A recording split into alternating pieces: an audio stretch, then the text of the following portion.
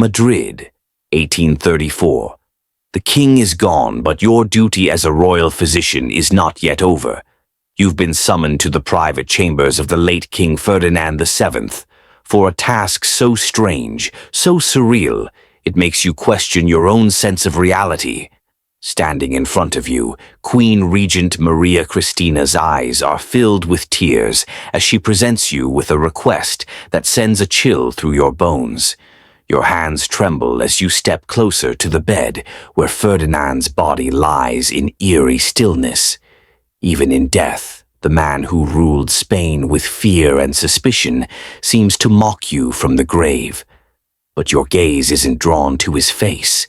It's fixed on what lies beneath the fine silk sheets. The part of him that defined not just his body, but his entire reign, an anatomical oddity, a grotesque legacy that historians dared only whisper about in private, never to be documented in public records. You realize this isn't just about preserving remains. You're about to preserve a symbol. A physical manifestation of a reign warped by paranoia, excess, and grotesque pride. As you prepare the preservation tools, your mind drifts to the rumors you've heard echoing through palace walls, stories of custom-made cushions, of wives screaming behind locked doors, and of desperate efforts to produce an heir despite nature's cruel design. To truly understand Ferdinand VII, you must begin with his origins. Not cursed by spells or divine punishment, but by the brutal legacy of royal inbreeding. For generations, the Spanish Habsburg and Bourbon dynasties had intermarried to protect power, creating a genetic spiral of instability and deformity. Ferdinand was born into this lineage like a decaying branch of a dying tree.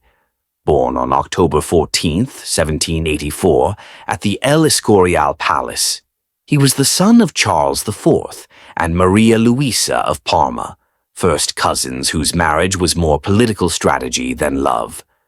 From the beginning, Ferdinand's fate was sealed. As he grew, whispers of a disturbing physical development began to spread. By his teenage years, court physicians were already baffled. What they observed wasn't just unusual, it was something that defied known medical explanation. Hidden medical records, long buried in Vatican vaults, offer dry clinical descriptions, yet even those cannot mask the shock. One report describes an appendage of extraordinary size and unnatural shape, making normal relations potentially hazardous. Another is more vivid. The prince's member resembles a billiard cue, narrow at the base, thick as a man's fist at the end, and long enough to serve as a walking cane. For young Ferdinand, the emotional toll was immense. In a society that idealized the classical male form, where modesty and proportion were signs of nobility, his monstrous anatomy became both a curse and a humiliation, something that would define not only his manhood, but also the twisted personality that emerged in its shadow.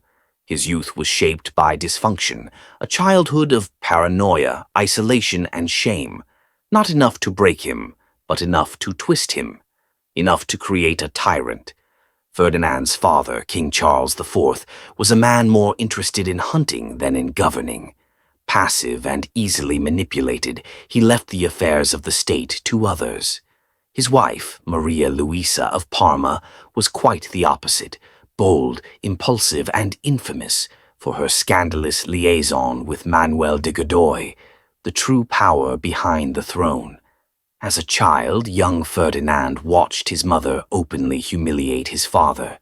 From this daily theater of betrayal and weakness, he absorbed early lessons about trust, dominance, and how power was often an illusion. But no lesson shaped him more than the one his own body taught him. At court, whispers surrounded the prince like smoke. Servants stifled laughter behind gloved hands. Courtiers exchanged glances. Foreign ambassadors even reported back to their monarchs about the so-called Spanish predicament. Ferdinand learned young that he was different, that the part of him most private was also the object of the most public ridicule. That ridicule grew like a festering wound, and it left behind a bitter scar. The man who would later sit on Spain's throne had already begun viewing the world with suspicion, seeing mockery in the polite nods of nobles, the careful smiles of foreign princesses, and even in the respectful greetings of his own subjects. And the truth? He wasn't entirely wrong. They were laughing, just not always for the reasons he assumed. His tutors began to notice alarming shifts in his temperament. By adolescence, Ferdinand had grown secretive and increasingly cruel. Those who displeased him, servants, attendants, even animals, faced his wrath. He began using the small powers of his royal station to punish and humiliate, as if trying to reclaim the control his own body denied him. One incident, recorded in a chaplain's private journal, revealed the darkness blossoming within him. When a young page mistakenly entered his room while he was undressing, Ferdinand didn't simply dismiss the boy. He had him whipped, and his entire family exiled from Madrid. The message was clear. No one would witness the prince's shame and escape unscathed. As Ferdinand reached marriageable age, court doctors could no longer avoid the subject. His abnormality wasn't just physical, it was catastrophic. One royal physician, Dr. Francisco Flores, left behind hidden medical notes outlining the severity of the issue. His Highness's anatomy presents a disturbing contradiction. The base is no thicker than a man's thumb, while the end swells to a circumference rarely documented in human record. The length exceeds known medical examples and includes tissue masses with no apparent biological purpose. Normal marital relations, they concluded, would be dangerous, if not outright impossible. The crown secretly tasked artisans with crafting marital implements, custom-built cushions, supports, and other devices, all designed to minimize harm during intimacy. It was all conducted in absolute secrecy. But the shame wasn't just physical, it had taken root deep in Ferdinand's mind. He became obsessed with strange remedies.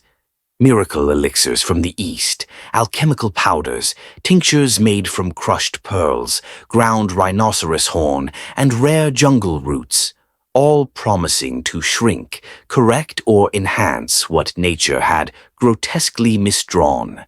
He spent lavishly on these promises. None of them worked, but desperation made him a perfect victim for the era's medical charlatans. In 1702, Ferdinand was married to his cousin, Princess Maria Antonia of Naples and Sicily. Still teenagers, the marriage was arranged as a political alliance. Maria Antonia arrived in Madrid filled with hope. She had been told her groom was adored by many and imagined herself the bride of a charming royal heir. Their wedding was a spectacle, church bells, grand music, cheering crowds. Outwardly, they looked like the ideal royal couple. Ferdinand behaved well in public, charming, respectful, attentive. He played the role beautifully. But once the festivities ended, reality arrived behind closed doors. The first sign came when Ferdinand's valet made a strange request to the bride's ladies-in-waiting. Preparations were needed in the royal bedchamber. Unusual cushions, medicinal oils, and objects they didn't understand. They were told it was all customary. Maria Antonia, raised in strict religious tradition, had received only the vaguest explanation of married life. No one had prepared her for what awaited. That night, as Ferdinand disrobed, the young princess caught sight of him and screamed. One of her attendants, writing years later, recalled, "Her Majesty began to scream as if she had seen the devil himself. She backed into the wall, shrieking, 'Monster! Monster!' over and over. We feared for her sanity." Ferdinand's body, described by witnesses as a great club on a thin handle, was beyond anything the sheltered princess had imagined possible. The overwhelming size of it was enough to terrify her, but what truly shattered her composure was its unnatural form, the unnatural curvature, the strange ridges, and the almost inhuman appearance of the entire structure.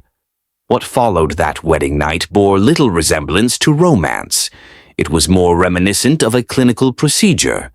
Ferdinand's personal medical staff had to be summoned to calmly explain to the horrified princess what would be expected of her. The specially designed cushions were positioned, the prescribed oils applied, and what ensued resembled a carefully managed operation more than an act of intimacy. Hidden correspondence between court physicians paints a picture of near-absurd dysfunction. The king's oversized anatomy required a custom support to prevent accidental harm, not only to his bride but even to himself. Yet, despite these accommodations, the experience was so distressing for Maria Antonia that she was administered laudanum just to endure it. The emotional toll on both sides was profound. Ferdinand, already filled with insecurity and paranoia about his body, grew even more unstable in the face of his wife's barely concealed horror. Maria Antonia, for her part, developed symptoms that would today be recognized as acute sexual trauma. To escape her dread, she increasingly relied on laudanum, eventually becoming dependent on it to carry out her royal duties. Their attempts to produce an heir became a nightmarish ritual.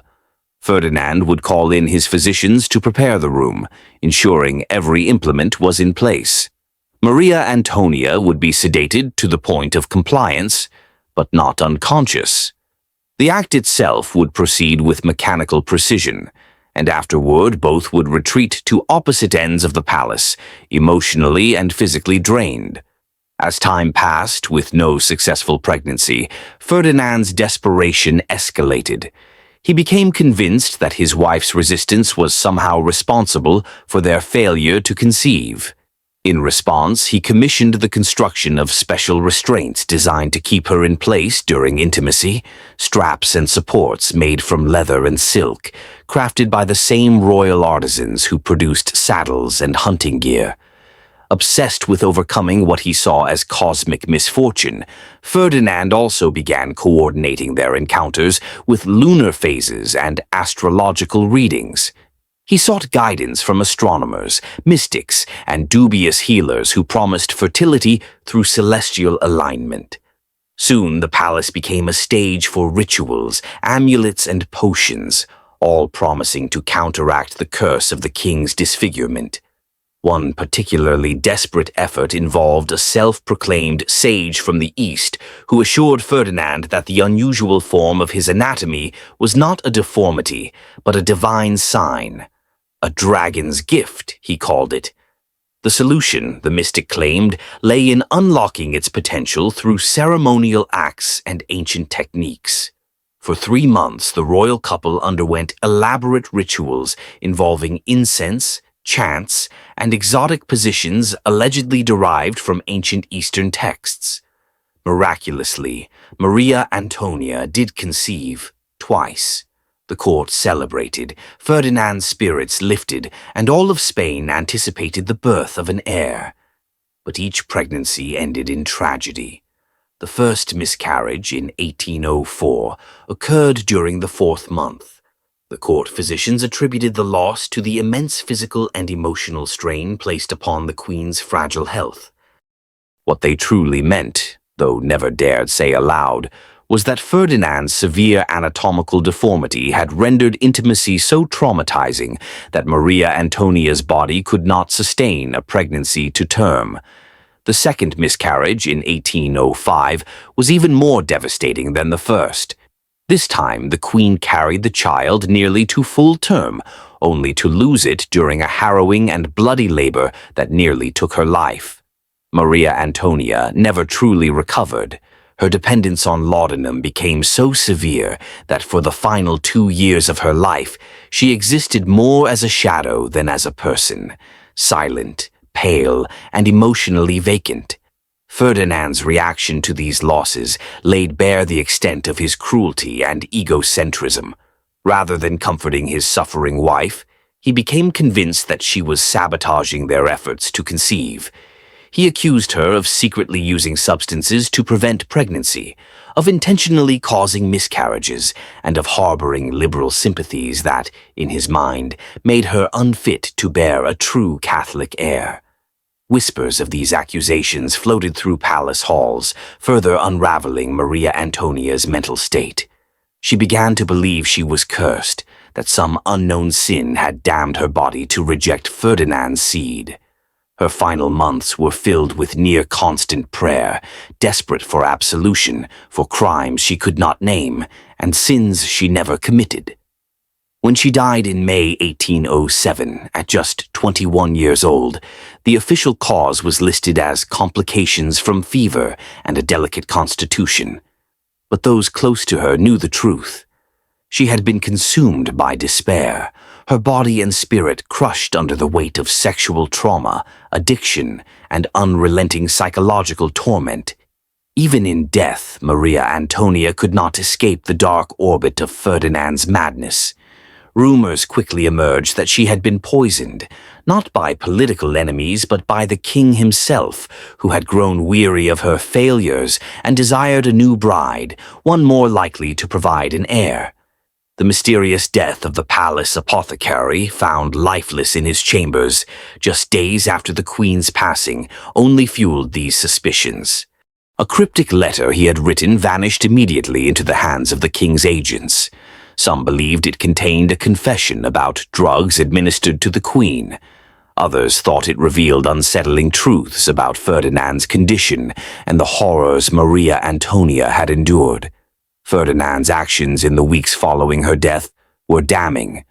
Though he publicly mourned, in private he appeared relieved. Within a month he began discreetly searching for a new wife, this time focusing on women who had already proven their fertility in prior marriages. Behind the scenes, his physicians were racing to develop medical solutions that might make future consummation less catastrophic. These efforts led to some of the most bizarre medical experiments in royal history. Desperate to accommodate the king's condition, doctors crafted increasingly elaborate devices and pursued surgical methods aimed at reshaping what nature had distorted. But the damage to Ferdinand's psyche was already irreversible.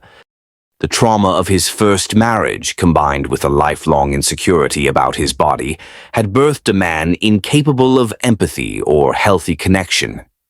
To Ferdinand, people became instruments, tools to be used or obstacles to be crushed. His first wife had been a tool that malfunctioned. His subjects were pawns for maintaining power. Anyone who defied him became an enemy to be silenced. His behavior toward palace staff grew darker. He issued cruel, irrational orders, seemingly to test their loyalty. Servants who caught even a glimpse of his naked form vanished without explanation. Guards who failed to maintain discretion were reassigned to perilous border outposts, never to be heard from again. An obsession took root in his mind, the belief that everyone was mocking him. And while some did whisper about his grotesque anatomy, Ferdinand's reaction was paranoid and vengeful. He began compiling lists of mockers and plotting elaborate retaliations, determined to exact punishment once he took power. By 1807, Ferdinand had become the figurehead of a growing conspiracy among Spain's elite. Nobles and military leaders, disillusioned with the reign of Charles IV and his infamous minister Manuel Godoy, saw Ferdinand as their salvation. They called themselves the Fernandinos and painted him as Spain's great hope, a prince of intellect and virtue destined to restore national glory. Privately, however, even his supporters feared his volatility. They had seen glimpses of his instability and cruelty, but chose to ignore the warnings for the sake of political ambition. The conspiracy reached its climax in October 1807, when Ferdinand was caught plotting to overthrow his father with the help of Napoleon Bonaparte. Faced with exposure, he betrayed everyone involved. He confessed in full, named every co-conspirator, and begged his parents for mercy.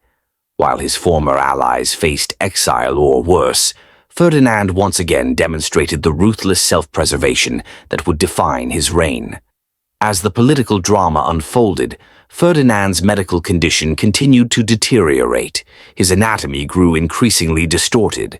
Some modern experts believe he may have suffered from a rare hormonal disorder, possibly megalophalia, which causes continuous growth of genital tissue into adulthood. Regardless of the exact diagnosis, the consequences were undeniable. Ferdinand would need ever more complex medical equipment and more compliant brides if he hoped to produce an heir. Thus began one of the darkest chapters in his life, the deliberate pursuit of women who could be manipulated into enduring his desires. The palace workshops, hidden deep beneath the royal residence, were transformed into twisted hybrids of surgical suites and torture chambers. Craftsmen, under threat of death, designed adjustable supports, restraints, and devices meant to minimize injury during intercourse. Several of these artisans later died mysteriously, sparking rumors that Ferdinand had them silenced to protect the palace's shameful secrets. In 1808, when Napoleon invaded Spain and forced Ferdinand to abdicate, the disgraced prince became a captive of the very man he had sought as an ally. And though he lost his throne, his greatest humiliation came in captivity. French intelligence had detailed reports on the Spanish royal family, including Ferdinand's condition.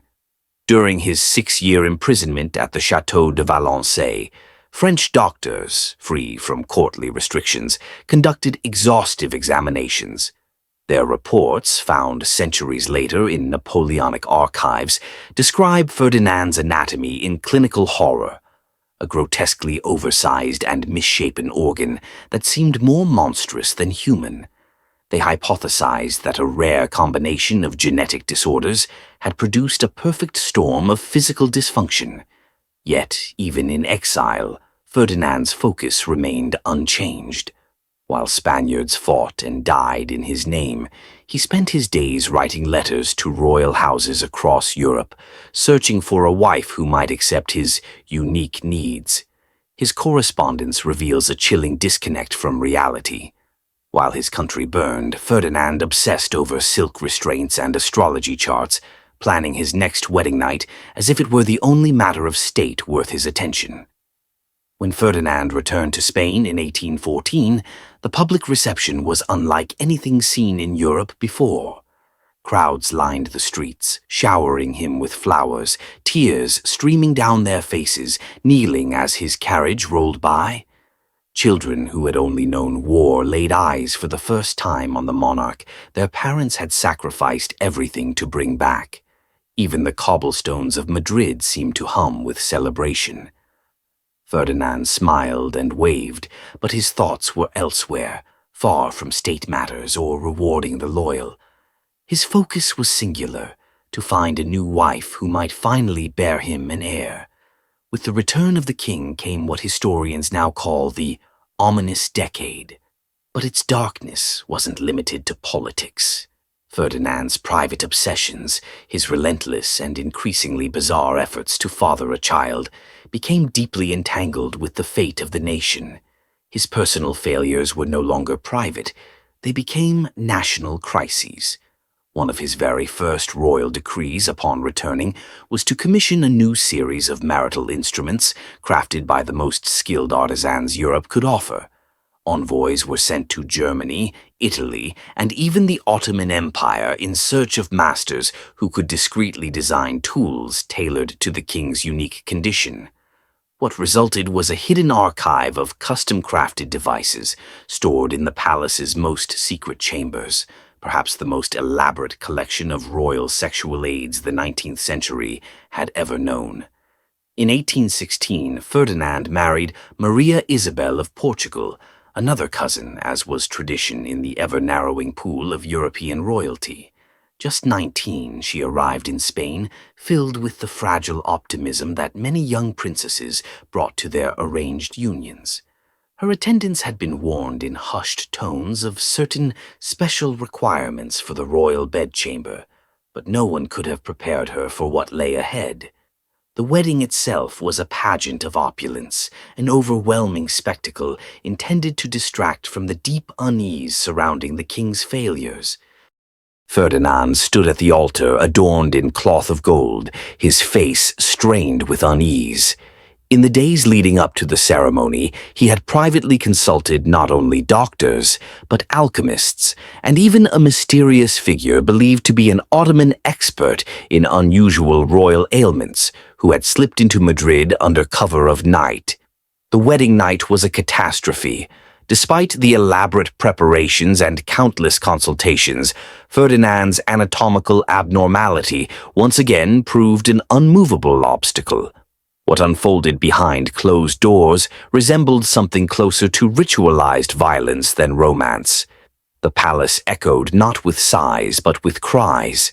Servants later discovered torn linens and shattered furnishings, fragments of a night marked by panic and pain.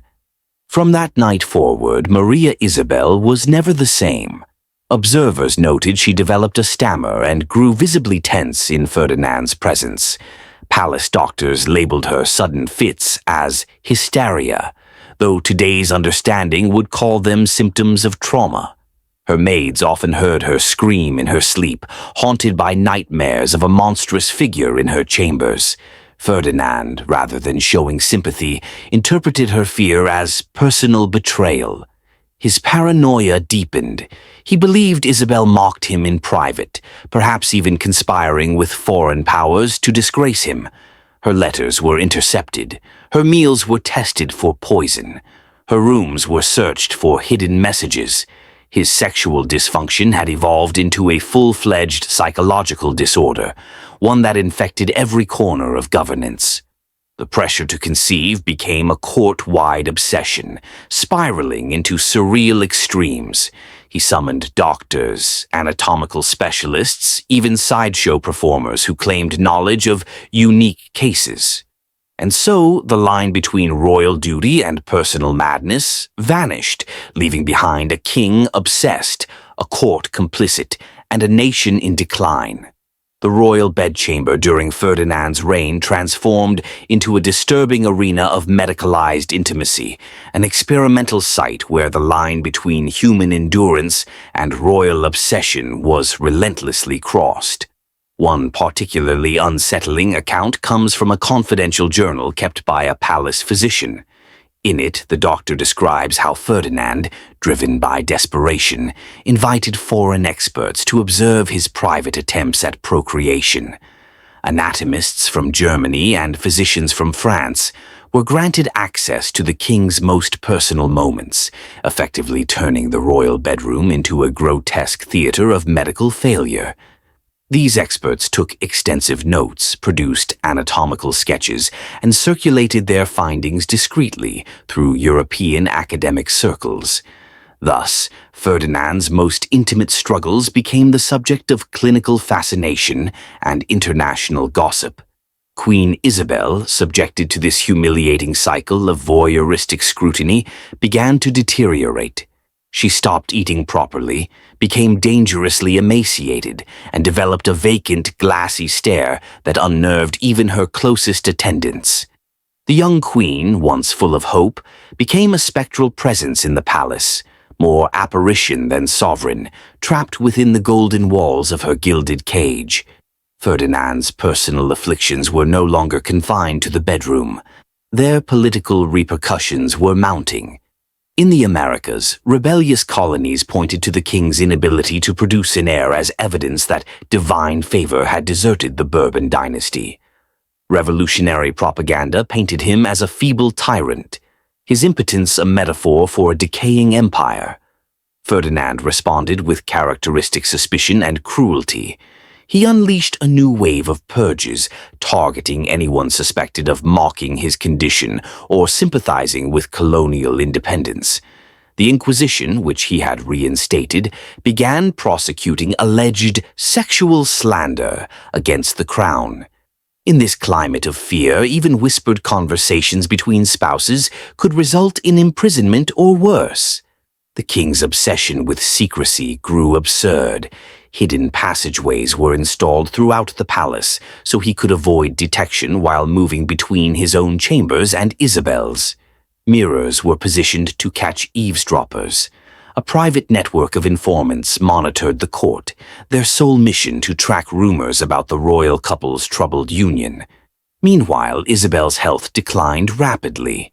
Under constant psychological and physical strain, she began experiencing phantom pregnancies, episodes where she exhibited signs of gestation, despite no conception being possible. These false hopes gave Ferdinand fleeting optimism, only to plunge him deeper into despair when reality set in. He would often pace outside her rooms during these episodes, muttering prayers or curses, desperately wishing for a miracle to overcome what nature had denied him. When each illusion of pregnancy faded, the king sank into prolonged depressive states that effectively paralyzed royal administration. In 1818, after 2 years of this tormented marriage, Queen Isabel died. Official records cite nervous exhaustion, though letters from palace servants suggest she may have taken subtle measures to hasten her end. Her confessor reported that her final words were a whispered prayer of thanks for release. Ferdinand's reaction to her death revealed just how unhinged he had become. Convinced that his enemies had murdered Isabel to prevent an heir, he ordered multiple autopsies, interrogated her attendants, and imprisoned several of her ladies-in-waiting. His grief was indistinguishable from paranoia, a spiral of suspicion and fury that consumed everyone around him. The Queen's funeral was a grim spectacle. Ferdinand insisted on repeated viewings of the corpse, spoke aloud to her lifeless form, and commissioned a death mask that he kept in his private quarters. Visitors later recalled hearing him converse with the mask, lamenting the wasted potential of her womb as though it were a relic of dynastic failure. Despite the madness, the king's quest for an heir continued. Mere months after Isabel's burial, negotiations began for another marriage. Finding a willing candidate, however, was no simple task. Ferdinand's previous marriages had ended in disaster, and his peculiar reputation had become a matter of diplomatic concern. Several royal houses withdrew their offers after private consultations with Spanish court physicians. Others made unusual demands: separate residences, personal guards, or full autonomy in marital arrangements. Eventually, the search led to Maria Josepha Amalia of Saxony. Her family's financial desperation made them overlook the ominous rumors. At 24, Maria Josepha was older than her predecessor and more aware of the risks. She arrived in Madrid in 1819 with cautious optimism and the demeanor of someone entering not a marriage, but a prolonged negotiation with fate. The wedding was markedly subdued. No grand celebrations, few foreign dignitaries, and little enthusiasm from the Spanish court. The air was thick with fatalism. Everyone knew what had come before, and few expected a different outcome. Maria Josepha was well prepared. Her entourage included personal physicians, medical instruments, and a protocol designed specifically for delicate royal conditions. She approached the marriage as a calculated clinical task. Romance was irrelevant. Success would come, if at all, through routine and regimen. Her pragmatic mindset proved more resilient than Isabel's innocence, but even scientific discipline could not solve the biological puzzle that haunted Ferdinand. Their marriage followed a strict pattern: scheduled, physician-supervised attempts at intimacy that resembled sterile procedures rather than marital affection. Maria Josepha kept records of each session, notations on timing, positioning, and results, treating her role more like a laboratory subject than a royal spouse. This cold, clinical detachment deeply unsettled Ferdinand. He began to believe that the Queen saw him not as a husband, but as a specimen. His paranoia expanded. He suspected she was documenting his condition for foreign courts. He ordered her letters intercepted and accused her doctors of espionage. His fear that she was gathering intelligence on his anatomy only deepened the rift between them. Meanwhile, the Spanish Empire crumbled. The Americas had declared independence, draining the treasury and shattering the illusion of Bourbon supremacy. Ferdinand, distracted by his private demons, neglected governance. Cabinet meetings were rescheduled around his personal treatment sessions. State business stalled for weeks as he sought new advisors, new devices, new cures. The people suffered. Cities boiled with unrest. Rural provinces fell under bandit control. While famine gripped the land, the king spent lavishly on physicians, exotic potions, and equipment designed to solve a problem nature had already rendered unsolvable. Then, in 1829, against all expectation, Maria Josefa became pregnant. The news sent shockwaves through Spain and across Europe. Some hailed it as a miracle, others attributed it to medical breakthroughs, while the more cynical muttered about infidelity. Rumors of illegitimacy buzzed through embassies and royal salons. Ferdinand responded with a mix of joy and paranoia. He assigned elite guards to Maria Josefa's chambers, summoned physicians from across Europe, and arranged blessings from every religious order in Madrid. For once it seemed his obsession might bear fruit, but the price had already been enormous. Spain had bled, burned, and broken under the weight of a king whose deepest insecurities had become matters of state. The king's desperation to safeguard what he believed to be a miraculous pregnancy soon spiraled into madness. Convinced that unseen enemies, both political and supernatural, would try to sabotage the birth of his long-awaited heir, Ferdinand took extreme measures. He imposed strict security protocols and demanded that both mystics and physicians oversee Maria Josefa's care, creating a chaotic, contradictory medical environment. For the first several months, the pregnancy appeared normal, but in the 7th month, complications emerged. Maria Josefa began showing symptoms now understood as placental abruption, a critical condition that modern medicine might have managed. But Ferdinand's insistence on involving alchemists, spiritualists, and his own unqualified interventions only worsened the situation. The palace became a battleground between science and superstition. On May 18, 1829, Maria Josefa went into premature labor. The birth was a scene of horror. Ferdinand, utterly unqualified, insisted on supervising the delivery personally, issuing commands to terrified midwives and physicians. The infant, tragically a daughter, survived only a few hours before dying from complications related to prematurity. Though Maria Josefa survived the ordeal, she never regained her strength. 3 weeks later, she succumbed to what physicians then called childbed fever, a likely combination of infection, trauma, and emotional collapse. Ferdinand's response to this double loss marked the complete disintegration of his mental stability. He refused to allow either body to be buried, demanding that his court physicians continue resuscitation attempts long after death. For nearly a week, the palace reeked of decay, while the king clung to delusions of resurrection. When he finally accepted the reality, Ferdinand collapsed into a depression so deep that courtiers feared he would not survive. He stopped eating, withdrew from public life, and spent his days in near silence, staring at the death masks of all 3 of his deceased wives. The once feared king had become a hollow specter, haunting the very palace he had tried to fill with life. But fate had one final cruel twist in store. Later that same year, in 1829, Ferdinand, at the age of 45, and with his body weakened by years of failure and obsession, was once again pushed toward marriage. Desperate for political stability and dynastic continuity, his advisors arranged a union with Maria Cristina of Naples. What they concealed from Ferdinand, however, was devastating. Maria Cristina was already pregnant by another man when she arrived in Madrid. Yet the wedding proceeded, a hollow spectacle that fooled no one.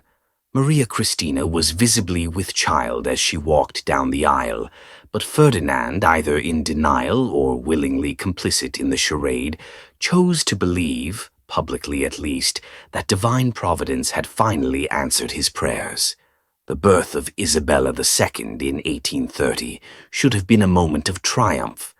Instead, it plunged the monarchy into deeper uncertainty. Ferdinand knew the child was not his, yet to preserve the illusion of legitimacy and prevent dynastic collapse, he embraced the lie. His relationship with Maria Christina became a carefully maintained performance.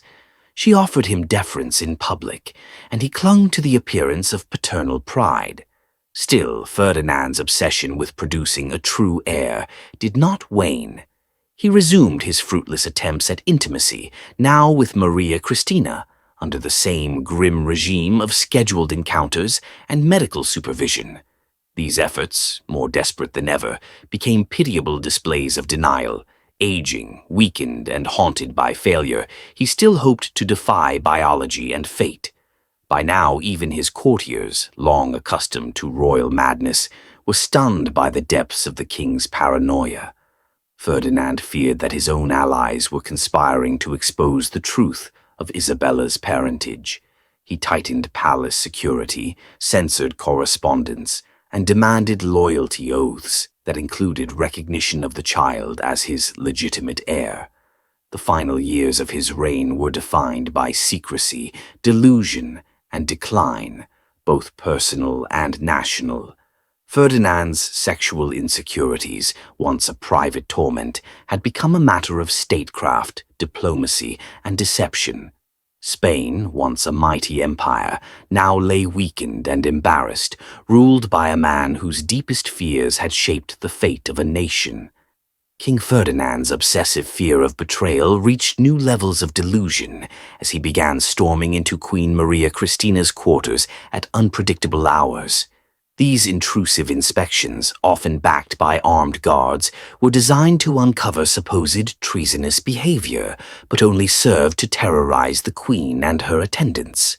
The atmosphere within the palace became one of permanent dread, as no one knew when the next irrational invasion might occur.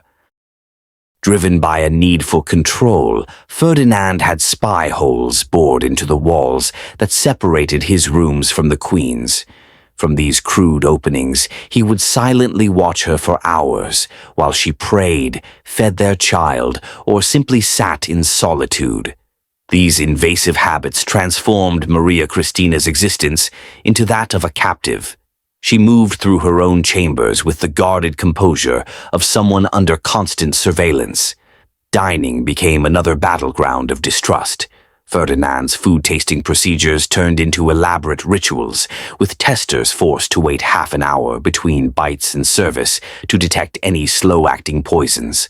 Some collapsed under the pressure, their fainting spells misread by the king as signs of genuine attempts on his life. As the queen's life became more suffocating, her mental health began to erode. Letters intercepted by Ferdinand's spies showed a woman unraveling, expressing feelings of entrapment, anxiety, and profound loneliness. She described her situation as living in a glass cage, where even her breathing was suspect. This environment of suspicion seeped into the entire court. Ferdinand rotated his guards daily, fearing long-term exposure to enemies. Ministers were tested for loyalty in bizarre ways, asked conflicting questions, and watched for contradictions that might signal hidden rebellion.